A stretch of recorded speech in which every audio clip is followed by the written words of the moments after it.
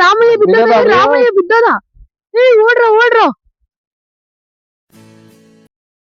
తన పేరు చరిత్ర మర్చిపోదా.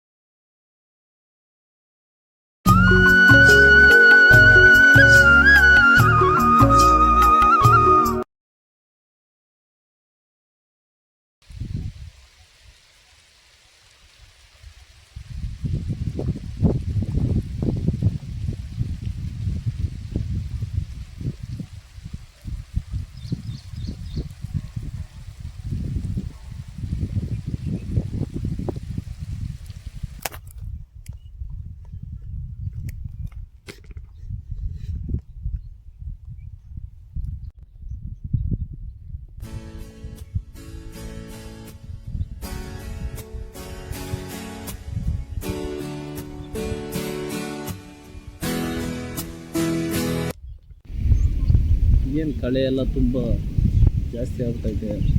ಇದನ್ನ ಯಾರೋ ತೋಟ ಅಂತಾರ, ಏನು ತೋಟನೋ ಏನೋ.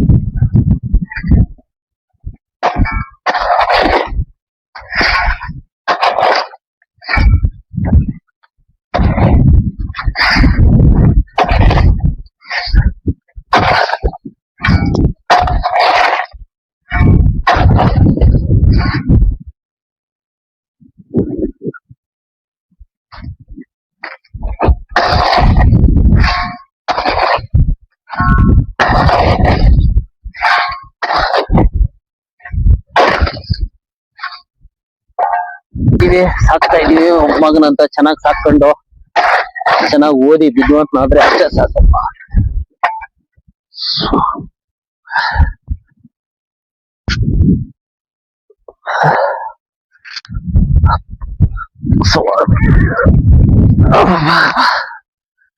ದೇವಾ,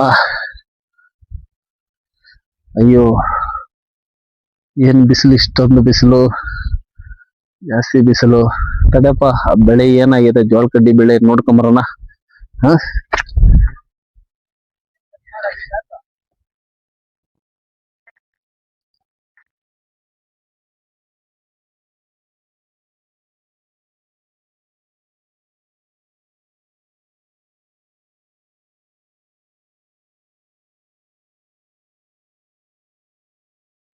ತಡಪ್ಪ, ಜೋಳದ ಬೆಲೆ ನೋಡೋಣ ಏನಾಗೈತೋ ಏನು. ಪರವಾಗಿಲ್ಲ, ಒಂದ್ ಆಳೆತ್ತರ ಬೆಳೆದೈತೆ. ಪರವಾಗಿಲ್ಲ, ದೇವ್ರ ಕಣ್ ತೆಗೆದು ನೋಡಿದಾನೆ ಕಷ್ಟಪಟ್ಟಿದ್ದಕ್ಕೂ. ಏನೋ ನನ್ ಮಗನ ಓದಕ್ಕಾದ್ರೂ ಸ್ವಲ್ಪ ಹೆಲ್ಪ್ ಆಗುತ್ತೆ ಅನ್ಕೊಂಡ ಬೆಳೆದಿದ್ದೀನಿ. ದೇವ್ರು ಏನು ಕಾಡಂದಿ, ನಾಯಿ, ದನ ಕರು ಏನು ಬಂದು ಹಾಳು ಮಾಡದೆ ಬೆಳೆದಿರೋ ಬೆಳೆ ಎಲ್ಲ ಕೈಗೆ ಸಿಕ್ಕಿದ್ರೆ ಏನೋ ದೇವ್ರ ಕಣ್ ತೆಗೆದು ನೋಡ್ತಾನಪ್ಪ, ನನ್ ಮಗನ ಓದಕ್ಕಾದ್ರೂ ಸ್ವಲ್ಪ ಅನುಕೂಲ ಆಗುತ್ತೆ.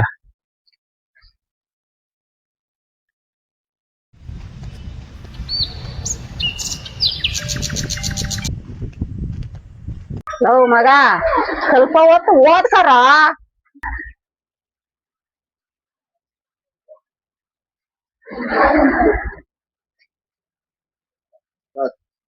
ಅಮ್ಮ ನನ್ಗೇನು ಓದೋದೇನ್ ಬೇಡಮ್ಮ, ನಾನ್ ಪ್ರಭಾವಿ ಆಗ್ತೀನಿ. ಲವ್ ಮಗ, ನಿಮ್ಮಪ್ಪ ಬಿಸ್ಲಲ್ಲಿ ದುಡ್ದು ಮಗ ಚಂದಾಗ್ ಓದಿ ಚಂದಾಗ್ ಇದ್ದೇವಂತನಾಗ್ಲಿ ಅಂತ ಅಲ್ಲೇನೋ ಇಷ್ಟ್ ಕಷ್ಟ ಪಡ್ತಾ ಇರೋದು. ಸ್ವಲ್ಪ ಓದ್ ಕಡೆ ಗಮನ ಕೊಡೋ.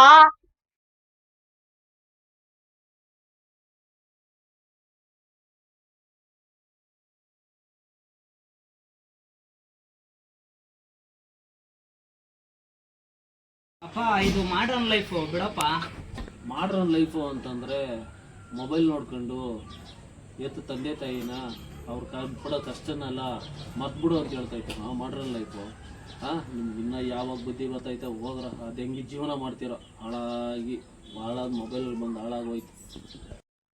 ಅಪ್ಪ ತಪ್ಪು ಮಾಡ್ಬಿಟ್ಟೆ ಅಪ್ಪ. ನಿನ್ನ ಬೆವರಿನ ಬೆಲೆ ನಂಗ ಅರ್ಥ ಆಗಿಲ್ಲಪ್ಪ.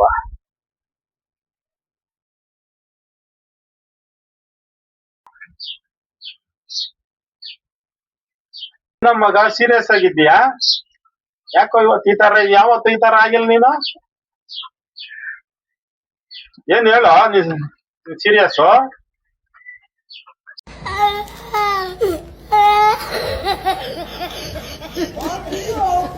ಇನ್ನ ಯಾವಾಗ ಬುದ್ಧಿ ಗೊತ್ತೈತೆ ಹೋಗ್ರ. ಅದು ಹೆಂಗೆ ಜೀವನ ಮಾಡ್ತಿರೋ ಹಾಳಾಗಿ ಹಾಳಾದ ಮೊಬೈಲ್ ಬಂದು ಹಾಳಾಗೋಯ್ತು. ಏನೋ ಶಿವ ಕುತ್ಕೊಂಡೆ ಬಿಸ್ಲು ಫೋನ್ ನೋಡ್ಕೊಂಡು ಲೈಫ್ ಈಗ ಎಂಜಾಯ್ ಮಾಡೋ ಮುಂದೆ ನೀನೇ ಊಟ ಮಾಡ್ತೀಯ. ಹುಡುಗಿ ಸೆಟ್ ಮಾಡ್ಕೊಂಬಿಟ್ಟನ. ಹುಡುಗಿ ಹಿಂದೆ ಹೋದ್ರೆ ಗೋಳು, ಆಟ ಹಿಂದೆ ಹೋದ್ರೆ ಧೂಳು. ನೀನ್ ಲೈಫ್ ಅಲ್ಲಿ ನೀನೇ ಚೇಂಜ್ ಮಾಡ್ಕೊಬೇಕು.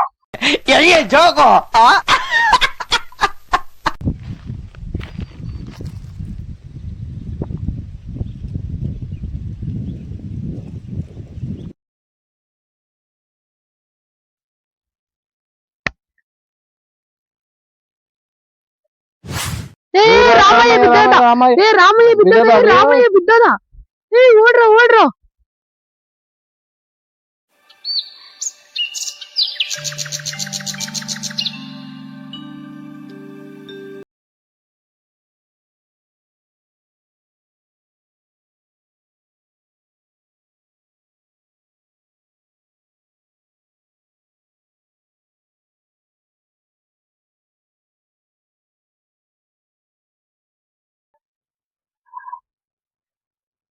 ಇವ್ರಿಗೆ ಬಿಸಿಲಾಗಿದೆಯಲ್ಲ ಅದರಿಂದ ಟಯರ್ಡ್ ಆಗಿದೆ. ಇವಾಗ ನಾವು ಇಂಜೆಕ್ಷನ್ ಮಾಡ್ತೀವಿ. ಆದ್ಮೇಲೆ ಇವ್ರು ಸ್ವಲ್ಪ ರೆಸ್ಟ್ ಅಲ್ಲಿ ಇರ್ಬೇಕು. ರೆಸ್ಟ್ ಮಾಡಿ. ಮುಂದೇನ್ ತೊಂದ್ರೆ ಆಗಲ್ಲ. ಇಲ್ಲ ಏನಿಲ್ಲ, ಆರಾಮಾಗಿದ್ದಾರೆ. ಸರಿನಾ? ಬರ್ಲಾ?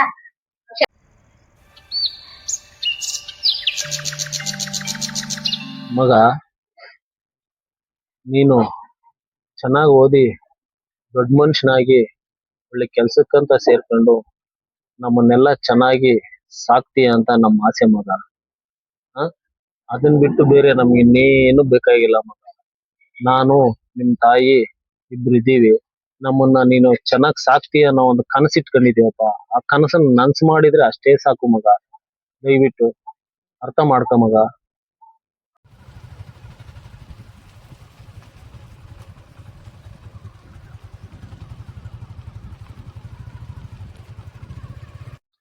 ಏನ್ ಮಗ ಫೋನಲ್ಲಿ ರೀಲ್ಸ್ ನೋಡೋದ್ ಬಿಟ್ಬಿಟ್ಟು ವ್ಯವಸಾಯ ಮಾಡಕ್ ಬಂದ್ಬಿಟ್ಟಿದ್ಯಾ? ಏನ್ ಮಾಡೋಣ, ನಮ್ಮ ಅಪ್ಪನ್ ಬೇರೆ ಹೆಲ್ತ್ ಹುಷಾರಿಲ್ಲ. ಹಿಂಗೆ ಐತ್ಲೆ ಆಗಲ್ಲ. ಅದಕ್ಕ ತೋಟಕ್ಕ ನಾನೇ ಇಳ್ದಿದ್ದೀನಿ. ಏನಾಗ್ತದಾಗ್ಲಿ, ಜೀವನದಾಗ ಹಿಂಗೆ ಇದ್ರೆ ಆಗಲ್ಲ. ತೋಟಕ್ಕೆ ಹೆಜ್ಜೆ ಇಕ್ಕಿದ್ದೀನಿ.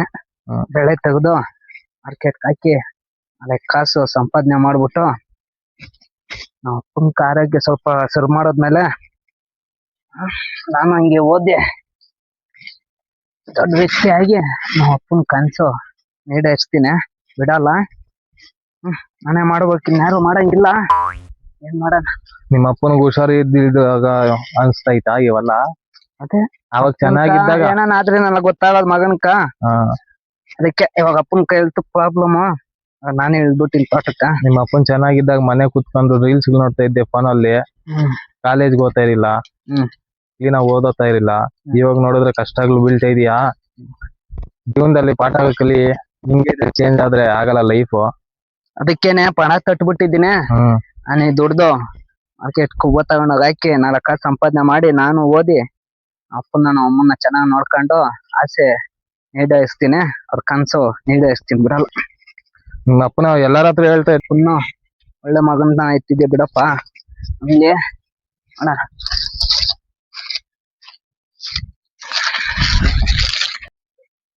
ನಾನ್ ಬೆಳೆದ ಬೆಳೆಗಿಂತ ನನ್ ಮಗನ ಬದಲಾವಣೆನೇ ನನಗೆ ಸಂತೋಷ ತಂದೈತಲ್ಲಪ್ಪ. ನನ್ ಮಗ ಇಷ್ಟು ಬೇಗ ಬದಲಾವಣೆ ಆಗ್ತಾನೆ ಅಂತ ನನ್ ಕನ್ಸಲ್ಲೂ ಸಮೇತ ಅನ್ಕೊಂಡಿರ್ಲಿಲ್ಲ. ಆ ದೇವ್ರು ಹೇಗೋ ಅವನಿಗೆ ಒಳ್ಳೆ ಬುದ್ಧಿ ತಂದ್ಕೊಟ್ಟ, ಅಷ್ಟು ಸಾಕಪ್ಪ.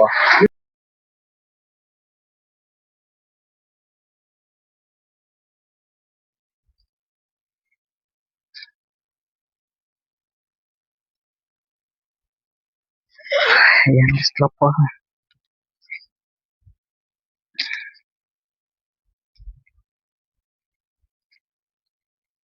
ನನ್ ಮಗ ಇಷ್ಟ್ ಬೇಗ ಬದ್ಲಾಗ್ತಾನೆ ಅಂತ ನನ್ ಕನ್ಸಲ್ಲಿ ಅಂದ್ಕೊಂಡಿರ್ಲಿಲ್ಲ. ನನ್ ಮಗನ್ಕ ದೇವ್ರು ಒಳ್ಳೆ ಬುದ್ಧಿ ಕೊಟ್ಟಿದ್ದಾನೆ, ಹೆಂಗೂ ಖುಷಿ ಆಗ್ತದಪ್ಪ. ಅಪ್ಪ ನಿನ್ನ ಬೆವರಿನ ಬೆಲೆ ನಂಗೆ ಕರಿವಾಗಿಲ್ಲಪ್ಪ.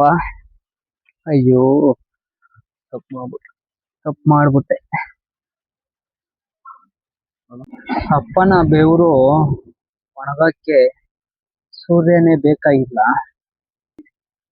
ಮಗ ಅಪ್ಪನ್ನ ಅಮ್ಮನ್ನ ಅರ್ಥ ಮಾಡ್ಕೊಂಡ್ರೆ ಸಾಕು. ಇದಕ್ಕೆ ಕಾರಣ ನನ್ನ ಜೀವನದಾಗ ನಡೆದಿರೋ ಘಟನೆಗಳೇ ಸಾಕು.